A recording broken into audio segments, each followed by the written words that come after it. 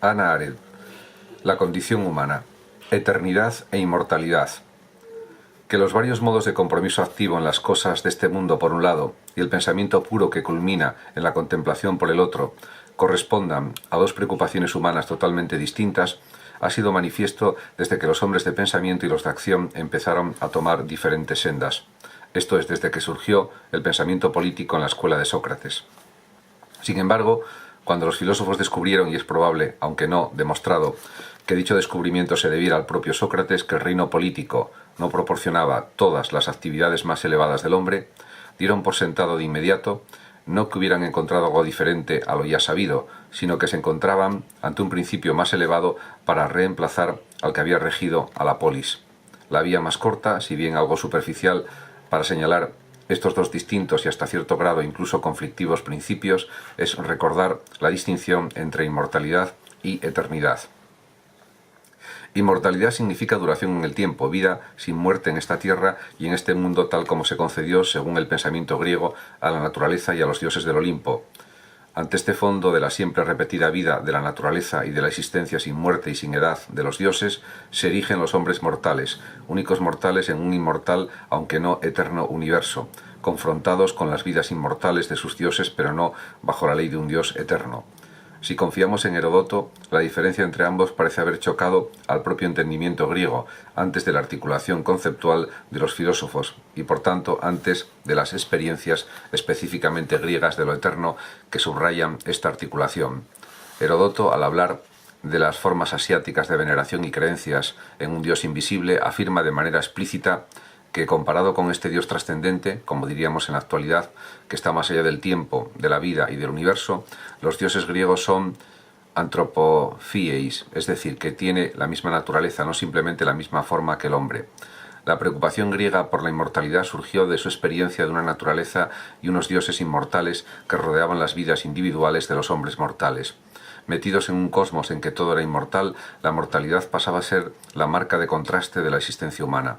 Los hombres son los mortales, las únicas cosas mortales con existencia, ya que, a diferencia de los animales, no existen solo como miembros de una especie cuya vida inmortal está garantizada por la procreación. La mortalidad del hombre radica en el hecho de que la vida individual, con una reconocible historia desde el nacimiento hasta la muerte, surge de la biológica. Esta vida individual se distingue de todas las demás cosas por el curso rectilíneo de su movimiento, que, por decirlo así, corta el movimiento circular de la vida biológica. La mortalidad es, pues, seguir una línea rectilínea en un universo donde todo lo que se mueve lo hace en orden cíclico. La tarea y potencial grandeza de los mortales radica en su habilidad en producir cosas, trabajo, actos y palabras que merezcan ser, y al menos en cierto grado lo sean, imperecederas, con el fin de que, a través de dichas cosas, los mortales encuentren su lugar en un cosmos donde todo es inmortal a excepción de ellos mismos. Por su capacidad en realizar actos inmortales, por su habilidad en dejar huellas imborrables, los hombres, a pesar de su mortalidad individual, alcanzan su propia inmortalidad y demuestran ser de naturaleza divina. La distinción entre hombre y animal se observa en la propia especie humana. Solo los mejores, aristoi, quienes constantemente se demuestran ser los mejores y prefieren la fama inmortal a las cosas mortales, son verdaderamente humanos. Los demás, satisfechos con los placeres que les proporciona la naturaleza, viven y mueren como animales. Esta era la opinión de Heráclito, opinión cuyo equivalente difícilmente se encuentra en cualquier otro filósofo después de Sócrates. Para nuestro propósito, no es de gran importancia saber si fue Sócrates o Platón quien descubrió lo eterno como verdadero centro del pensamiento estrictamente metafísico.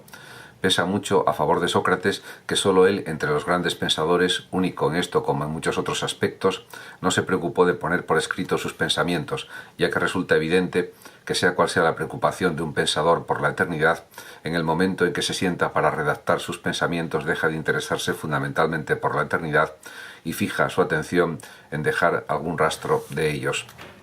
Se adentra en la vida activa y elige la forma de la permanencia y potencial inmortalidad. Una cosa es cierta, solamente en Platón la preocupación por lo eterno y la vida del filósofo se ven como inherentemente contradictorias y en conflicto con la pugna por la inmortalidad, la forma de vida del ciudadano, el bios politikos. La experiencia del filósofo sobre lo eterno, que para Platón era aretón indecible y aneulogou sin palabra, Para Aristóteles, y que posteriormente fue conceptualizada en el paradójico Nunc Stans, solo se da al margen de los asuntos humanos y de la pluralidad de hombres, como sabemos por el mito de la caverna en la República de Platón. Habiéndose liberado de las trabas que le ataban a sus compañeros, abandona la caverna en perfecta singularidad, por decirlo así, ni acompañado ni seguido por nadie.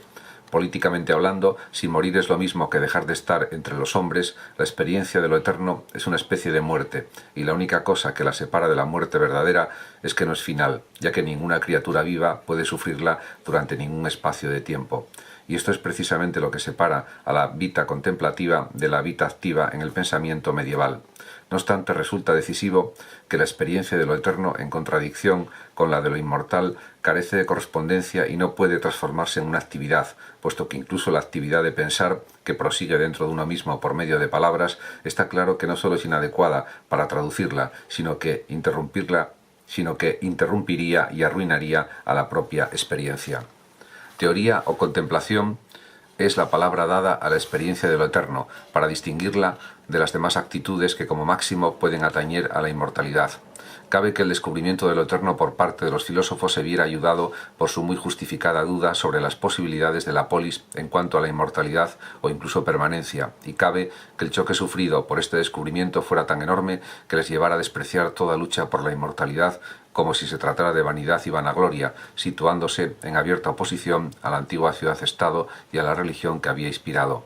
Sin embargo, la victoria final de la preocupación por la eternidad sobre toda clase de aspiraciones hacia la inmortalidad no se debe al pensamiento filosófico. La caída del Imperio Romano demostró visiblemente que ninguna obra salida de manos mortales puede ser inmortal, y dicha caída fue acompañada del crecimiento del Evangelio cristiano, que predicaba una vida individual imperecedera y que pasó a ocupar el puesto de religión exclusiva de la humanidad occidental.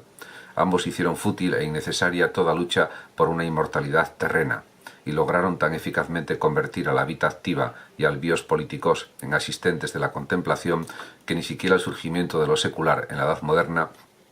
y la concomitante inversión de la jerarquía tradicional entre acción y contemplación bastó para salvar del olvido la lucha por la inmortalidad, que originalmente había sido fuente y centro de la vita activa.